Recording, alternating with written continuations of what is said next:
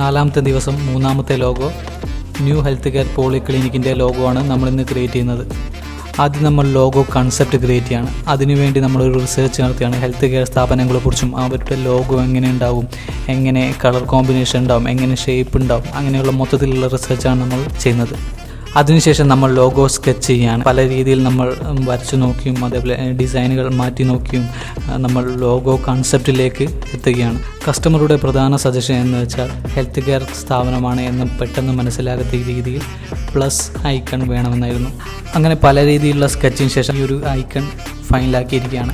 ഇത് എങ്ങനെ നമ്മൾ ചെയ്തിരിക്കുന്നതെന്ന് വെച്ചാൽ എൻ എന്ന ലെറ്റർ നമ്മൾ ഒന്ന് റൊട്ടേറ്റ് ചെയ്തിട്ടുള്ളൊരു ഫസ്റ്റാണ് നമ്മളിത് കാണിച്ചിരിക്കുന്നത്. പിന്നെ അതേപോലെ plus icon, hospital health care related ആയിട്ടുള്ളൊരു പ്ലസ് ഐക്കൺ നമ്മൾ കൊടുത്തിട്ടുണ്ട്. പിന്നെ മൂന്നാമത് എന്ന റൗണ്ട് ഐക്കൺ വരുന്നത് കെയറിംഗ് ആണ്.